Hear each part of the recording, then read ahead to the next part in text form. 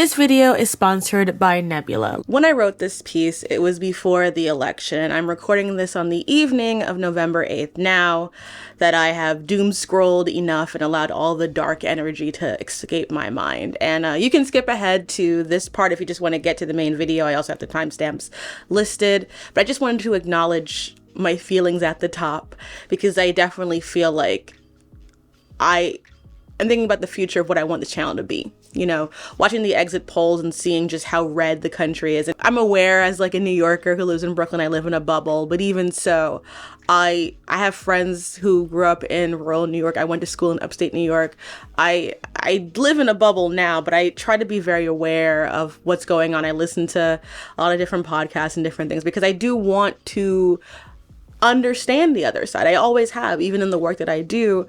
But what I think is just so chilling is the lack of feeling, at least from my perspective, of people wanting to do that in kind. And what's worse is then seeing that validity from the overwhelming majority mandate on Trump embolden people to come online and say things like, hey, book talk should be apolitical. It shouldn't have anything to do with politics. It should just be about books. A truly hilarious thing to say when like even books that I don't like on Book Talk, almost all of them are about either revolutions or rebellions or overthrowing bad governments and like protecting the marginalized people or have queer characters. And that has totally just been shown to just be lip service. I think if anything, I've always felt it, but I've realized it even more so how like identity politics, despite having been something that was used as a way of strengthening coalitions, has now, in the decade, pretty much since it was really at the front and center, just been used as a marketing tool for people to sell narratives and not really sell ideas or concepts. And that's not anything new. I mean, it's very funny to have people like be reading the Hunger Games and watch the Hunger Games and then be like, economy over people. I know a lot of people are looking for solutions, and I myself am thinking about what I can do more in terms of what I talk about and how I talk to people about it, because I do want to be a positive voice, especially for like my community. But I also keep hitting up against this wall of being someone who's been making stuff on this same channel at this point for the majority about my life in terms of pulp culture and race. It just feels like we're going backwards. It just feels like we are not making any progress. Folks are tired of progressive language. Apparently, like, they're tired of feeling talking down to, feeling as though they are the bad people for being white, for being men. Kids who graduated college, early 20s, first-time voters. And I think I go back to what I said earlier. To them, he was going to solve their problem. And I think particularly for young male voters, his strength, he's going to fix it. He's going to solve it. I don't care about anything else.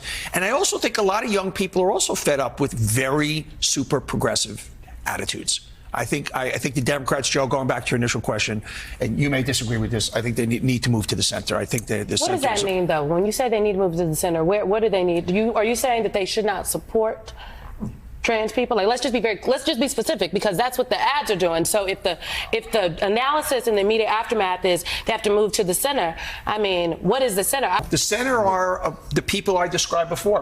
I'm not even talking about an issue. We can talk about issues. The people I described before who bounce back and forth, who play between the 45-yard lines, that tends to win elections if you look historically where it is. So that's my feeling, and we can agree to disagree. All right, so we also have... And everyone keeps saying we have to appeal to the center, we have to move to the center to get these people. But like, where is the center if one side thinks that trans women in bathrooms is a real issue, you know, and that books about queer people is grooming? I'm pretty liberal, live and let live, okay? Mm-hmm. Yeah. But you had folks on the left that were introducing some things when we got in the whole transgender issue, and they were talking about bathrooms, or they were talking about males transitioning to females and competing against girls in sports and stuff like that.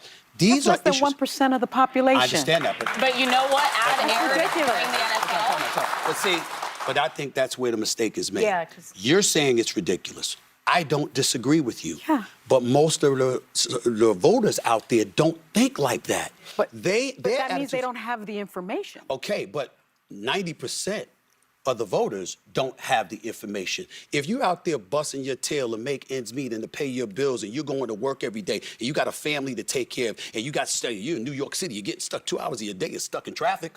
You understand? You got a whole bunch of stuff to go through. You don't have time to know what you and I know. Maybe you need to listen to the news when you're in traffic. What's the middle to that? If you think that DEI means that Black people and non-white people and women are inherently disqualified or dubious in certain roles, like, what is the center to that? Like, if backing things up with facts, with history and statistics makes you like a coastal elitist, how are we expected to like find the truth or come to any center of reality? But I remember in 2016, I went up to visit my friend who lives in Canandaigua. I was talking to her about like, don't you want your daughter to have like free education? And she's like, what if that's not what she wants? She was saying that like she was afraid of what Hillary would do to the military. Meanwhile, in New York and Brooklyn, I was working at the Strand, working retail, having different voting block of people saying that they wouldn't vote for Hillary because she's a war hawk. I'll listen to like, you know, a writer-leaning podcast talk about that they don't like Kamala because she's not supportive of Israel.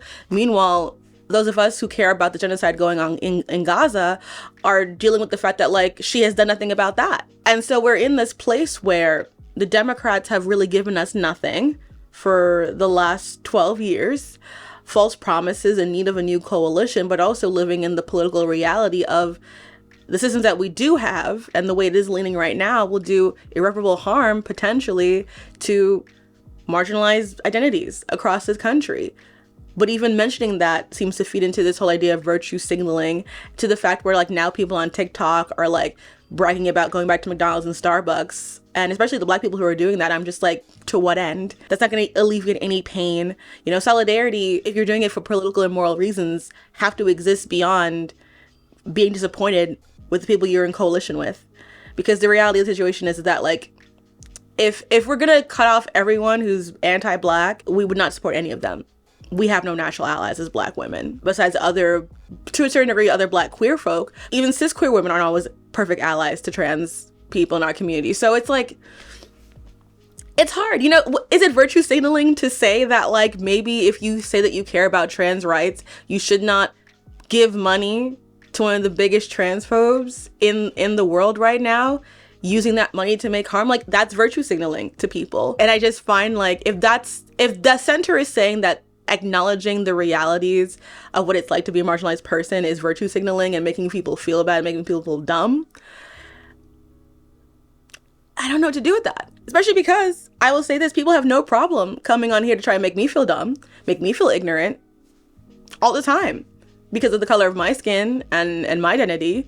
So why isn't their stuff virtue signaling? You know, like, why isn't it virtue signaling for them to complain about every woke piece of media, about them saying that Agatha all along is going to be a flop? You know, why isn't that virtue signaling? Like, and I find that these are the things that just kind of get my mind spinning, and I just like, it needles at me. At the end of the day, like, social media can't be the whole real world. We have to go out and do things. And all I know is that people have been trying and people continue to try because they believe in these causes. For me, you know, I have empathy for a lot of the groups that feel disenfranchised right now that are not aligned with me. And I'm going to try and find language and continue to explain things and to also move with empathy and grace because I believe in those things.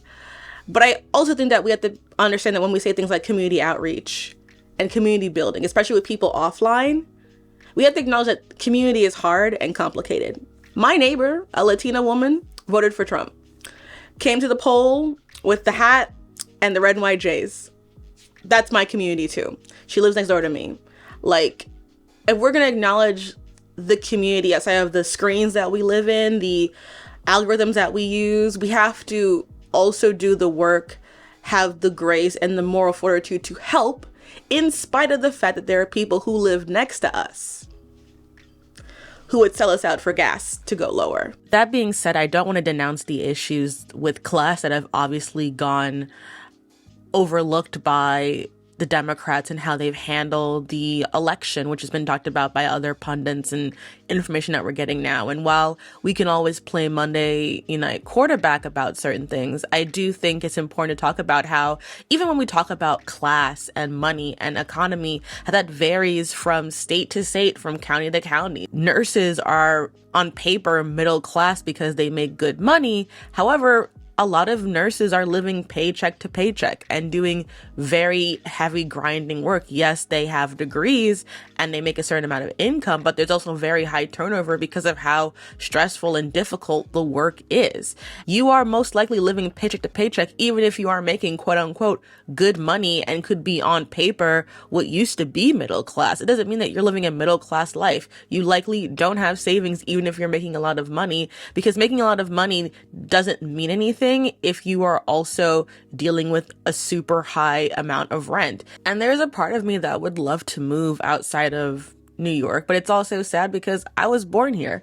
Part of the reason why New York is so expensive is because of transplants, because of people coming here for the job opportunities that were advertised to them, and they, with their different cost of living, with their different demographic desires, come to New York to make it big and then push out other people. I will always have beef with Jay-Z for building Barclays Center for this very reason. Every time I walk past it or even go to it for a show, I'm just kind of like, I was fine going to Madison Square Garden. I was absolutely fine. We did not need to like completely double the cost of living in this area to build this thing.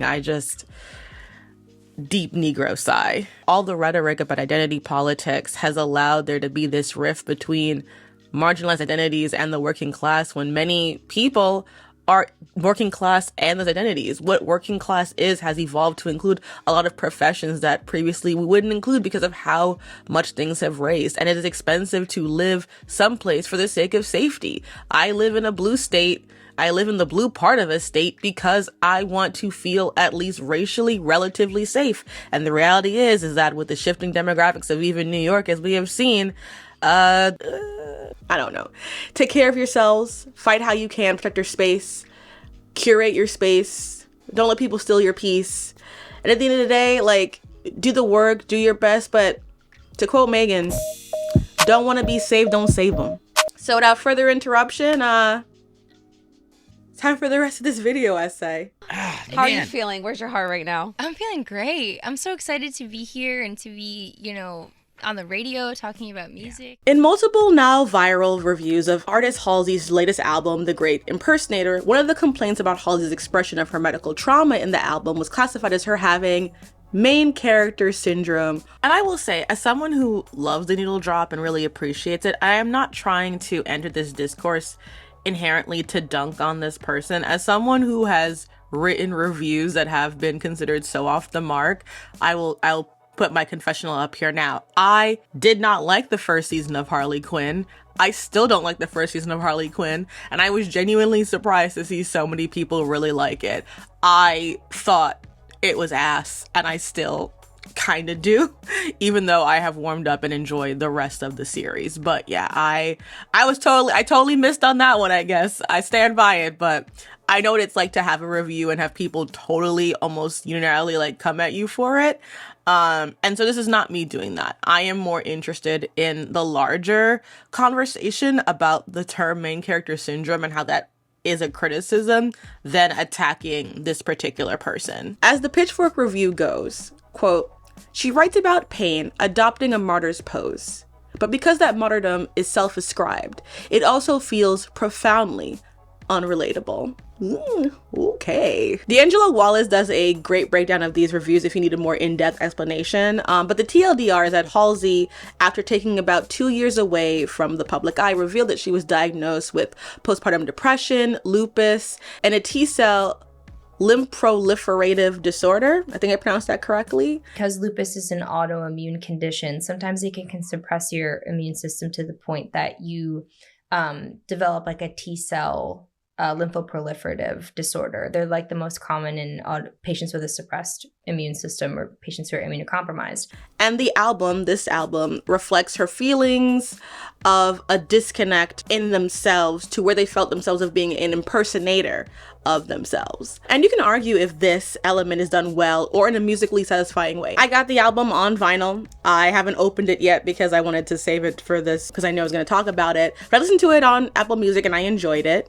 And even if you don't, what exactly is the critical value in telling a person that they're writing about their pain, their personal pain, is profoundly unrelatable. And to quote one of the amazing comments about the review, is it main character syndrome to have cancer? I found these reviews ultimately to be sort of a culmination of the ways Halsey's own image, her authenticity, has never been fully believed. As someone who enjoys Halsey's music and has a lot of empathy for how they still attempt to be vulnerable online despite, I think, never being fully accepted in that environment, to loosely quote Tina Fey, this entire conversation and discourse is an excellent example of how authenticity is messy, expensive, and risky. And just using them as an example, I feel like Halsey is perceived as inauthentic because, she evolves and changes and uses language as she comes to understand it. People take umbrage with, them saying that she was biracial, and then they wanted to do the race math about her dad to figure out like how black is he, even though if you look at him,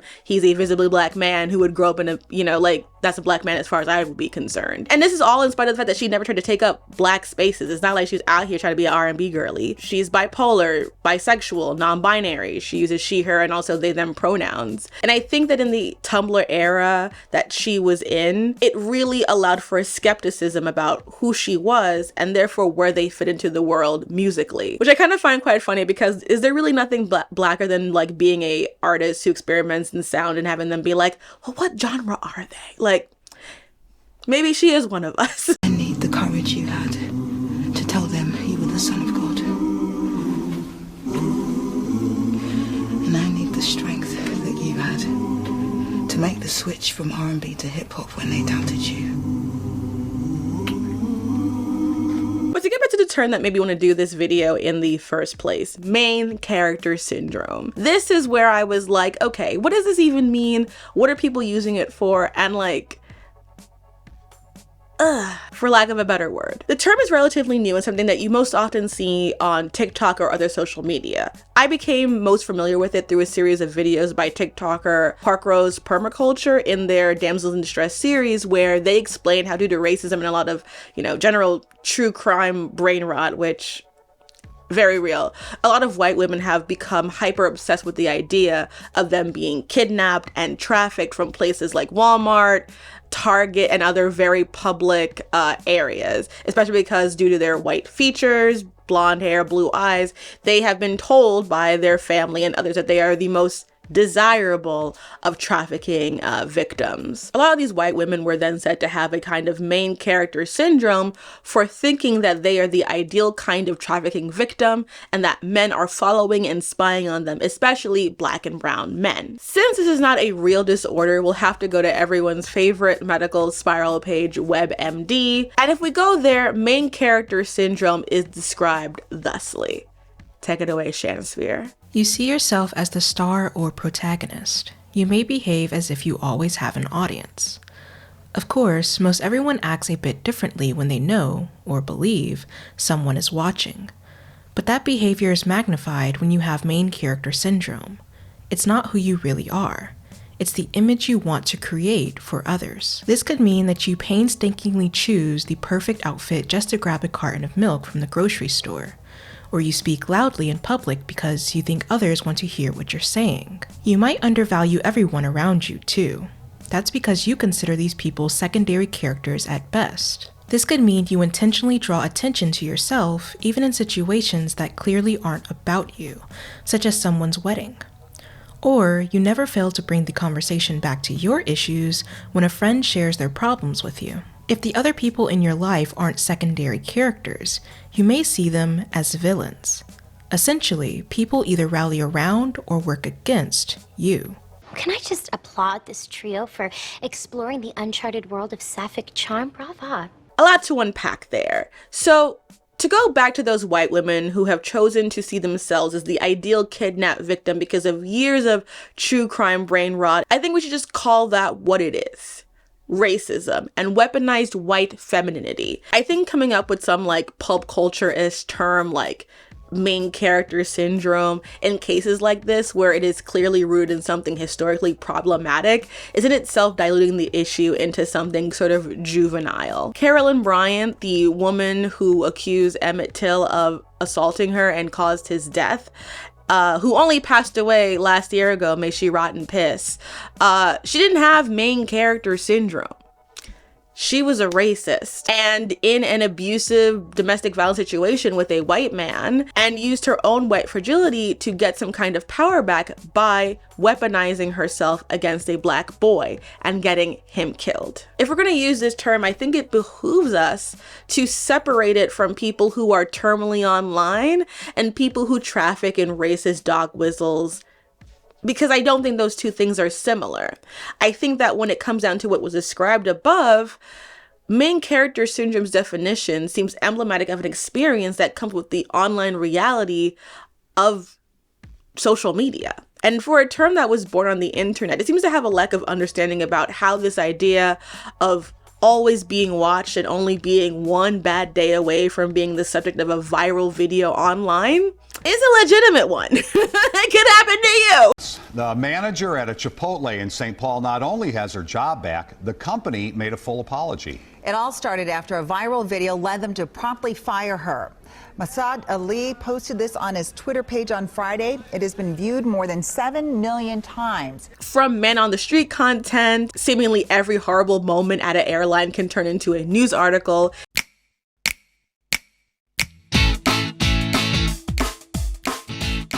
So I boarded my flight. It was a really early flight. And when I got to the row that I thought I was to be seated in, there was a woman sitting in my seat. The reality is, if you have a meltdown, for whatever reason, someone might record it. People bring their cameras to the gym, to restaurants, to movies. I was having, ramen with my friend Natasha, and like there were people recording like their little videos while they're eating right next to us, and I'm just kind of like trying to be out of the line of sight.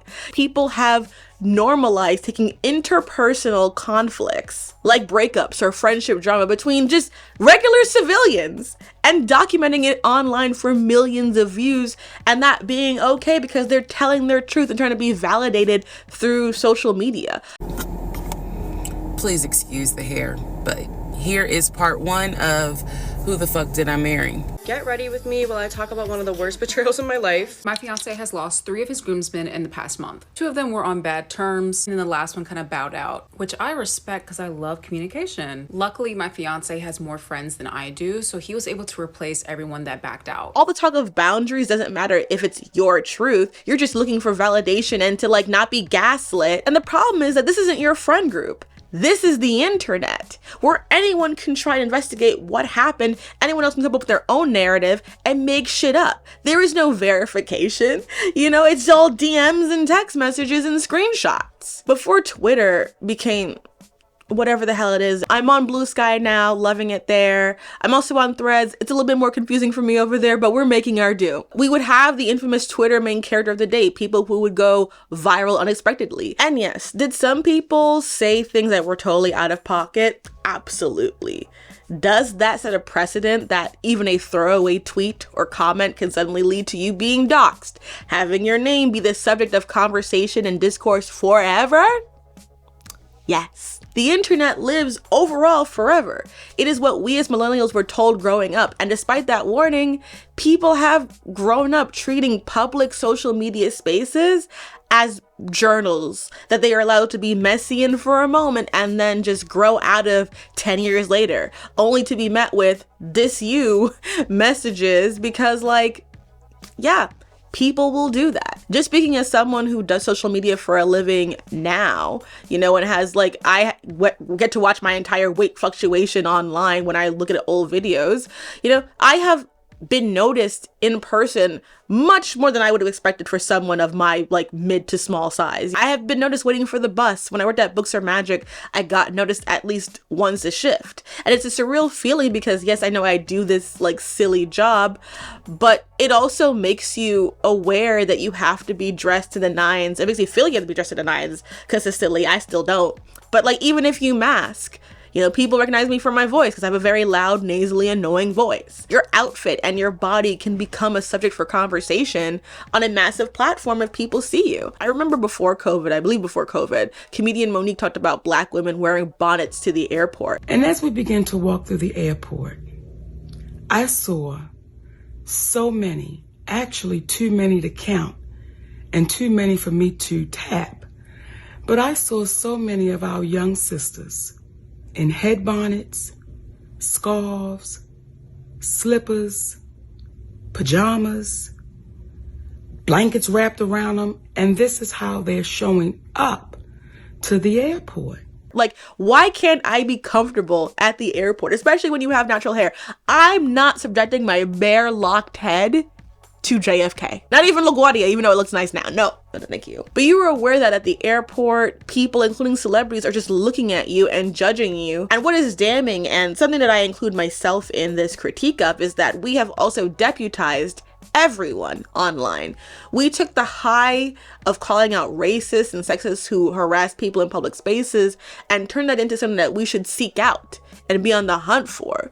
You know, not just helping people actively or like, you know, giving people information so that they can grow, just getting it all on camera to be able to go viral. We have brought the Panopticon to life. Jeremy Bentham was a philosopher who saw the Panopticon as the ultimate prison that would force through its design the idea that you were being watched at all times, regardless of if there was an officer in your direct line of sight. The thing about the Panopticon is that it was built in a way circular with a certain circumference that made prisoners seem as though they were going to be watched at all times. And even though they didn't know who was watching them or if someone was actually watching them, the construction of the prison gave the idea of what he called a sort of invisible omnipresence. That's what we've created with our phones.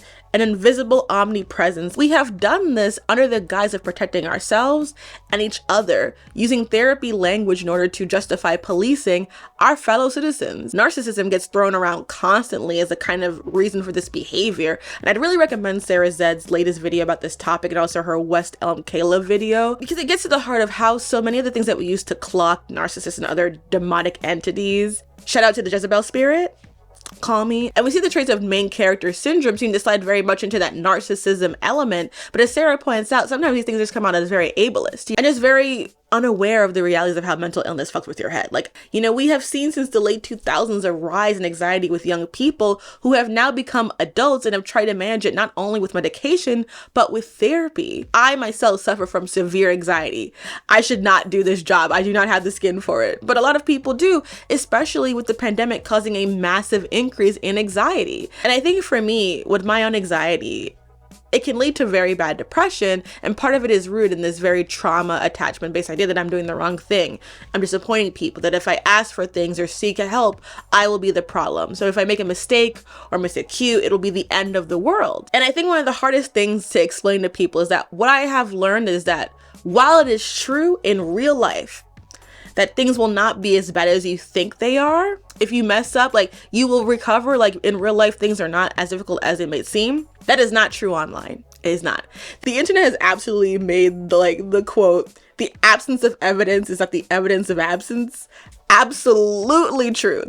Simply because you don't have evidence that something does exist does not mean that you have evidence that something doesn't exist.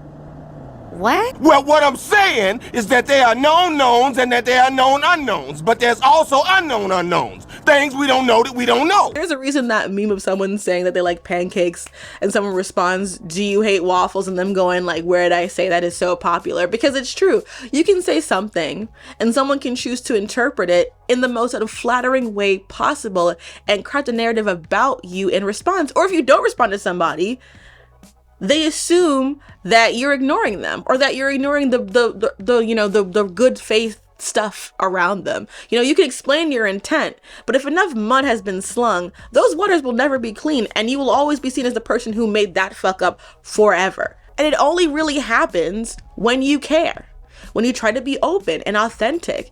Authenticity is a trap, because the only one who knows if you're being authentic or not is you. For everyone else, it's open to interpretation. Either you're relatable or you're not. You know, I set goals when I turned 19. Yeah. And I just kept working towards them for 10 years, but I never really stopped to check in with myself again and be like, do you have the same goals that you had at 19 or at 29? Are your goals different now?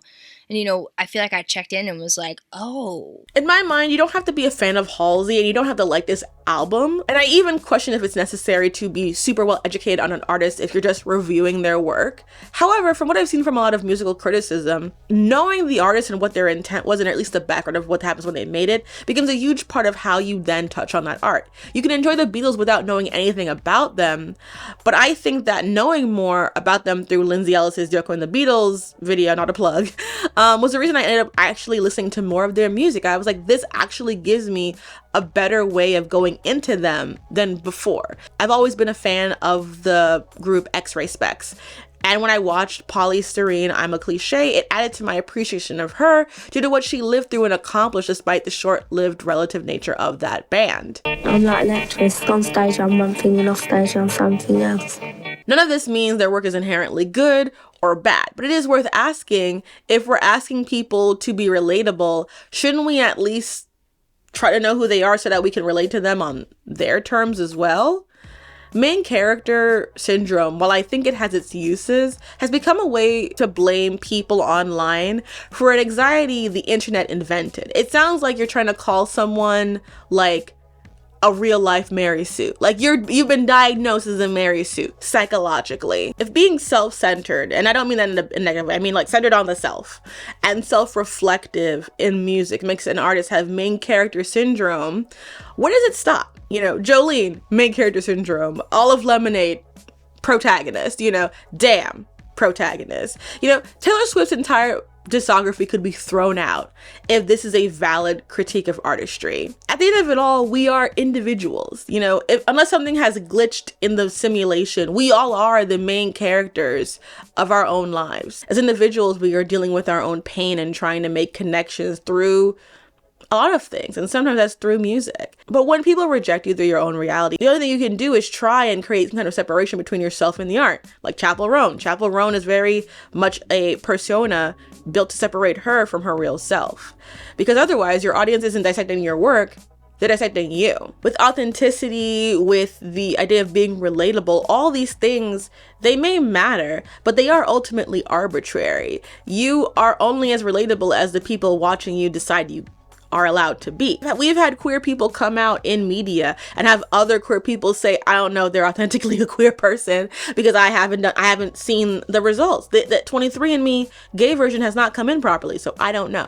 I think there are definitely people who love to be the main character in certain situations, but the reality is we've made it very easy to capitalize on being an individual online. We've made it very easy for people to come, do Rage Bait at the end of the month and get their bills paid. We have made it very easy for people to basically go on reality TV and completely implode their lives and then get brand deals based off of it, and them knowing the entire time that they are doing that.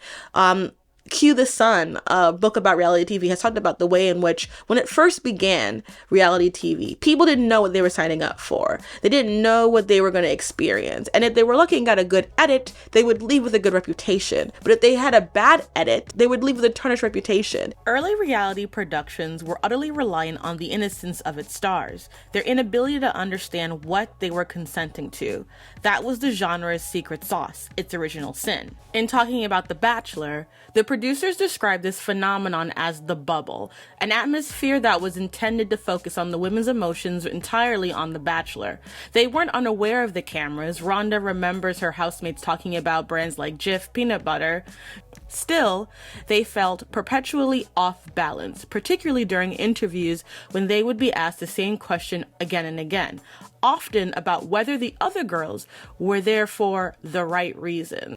And now when people go into reality TV, they know they're being watched. They know they're going to be doing this thing. They know that they have to present a certain way to the audience for them to be liked or for them to be hated. There are people who go on dating shows auditioning to be the leads of other dating shows. Hell, there are people who have taken political stances only to sell product. If I have to hear one more fucking audio edit of that fucking song, I'm gonna...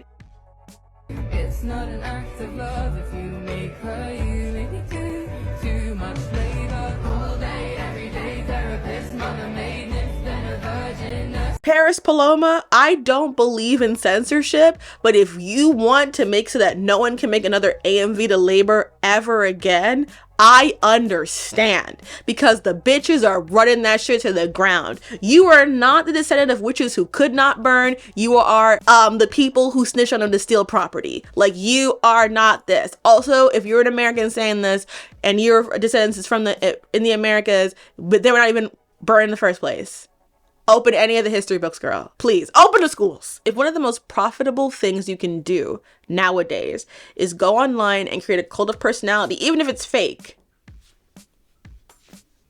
you can make more money than you could working a 9 to 5. Maybe I'm just old. I accept that now, you know. I'm old. But back in my day, you know, we had names for people who wanted to have attention at all times. We called them theater kids. You know, we called them Leos. You know, we knew who they were. Cheerleaders. Type A. You know, these, like, this is an archetype. There are some people who are like that. Britney Spears said it very well. There's only 2 types of people in the world, okay? The ones that entertain and the ones that observe. We're just very much at a time where we can observe everyone. And people are deciding who they want to be, and some of them are put on a show type of girls. Don't like the back seat, I'm gonna be first. And I think if I had a final problem with main character syndrome as a term, and what I think it has come to mean outside of the actual thing, like, again, use racism to describe some of these people, they're just racist and sexist. The problem with main character syndrome is the problem with the main characters in books in general. They're supposed to appeal to as many people as possible, and people are never happy with them, and they always have more to say about the marginalized ones over the cis white male dudes. So what is main character syndrome but Mary Sue discourse persevering? While researching this video, I found that main character syndrome is something that has been subscribed to my generation. Before Gen Z and Gen Alpha became the topics of the generational divide, millennials were dubbed the me generation and called lazy, entitled narcissists. But we could still save humanity, I guess. This is an era of disenfranchisement, especially when contrasted with previous generations, especially the baby boomers, the topic of which is discussed at length in the new Nebula original documentary, Boomers. A feature-length documentary from Tom Nichols, it follows him from New York, Washington, D.C. to Florida's The Villages, Paris, and London to dissect and understand the legacy of the baby boomers, the complicated mess they made, the money they have acquired, and what it means for us coming after. It is both topical and evergreen for those of us who have grown up in the illusion of upward mobility and bachelor education as a quick pathway, or at least a reasonable pathway, to success. And it only exists on Nebula. Nebula has become not only the place where some of your favorite creators can create, educate, and imagine without the weight of an algorithm, but a production home for original content, a place that invests in creators with the help from watchers like you.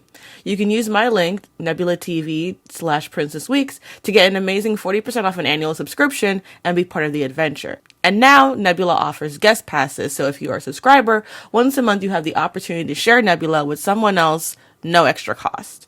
Welcome to Nebula. We're evolving.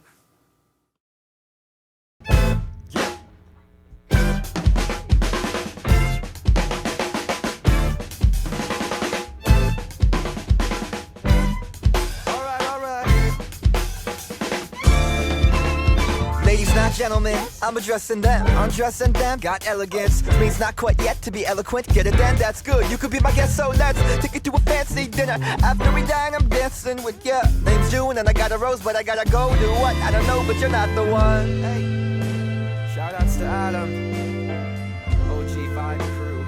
I am not working and never living ever to get a chick. Is that much work? Whatever, bitch. Friend zone, yeah, go both ways. I'm a bright side looking, bright-eyed student. Sideline looking for discoveries with the guys and women couples, but I'm good looking enough. And fighting for love is overrated. There are other things I can do. Chilling with Adam, eating White Castle. Love ain't a game, more like a raffle. Gold tickets ain't gotten by skill, hard work or will. For real, you find them in chocolate. Ha ha.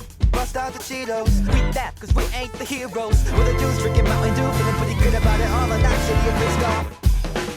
It's the small things that you need when you're broken and your heart feels like it's beat. Crush the shit off, cause I'm talking about a feast. So what's it gonna be?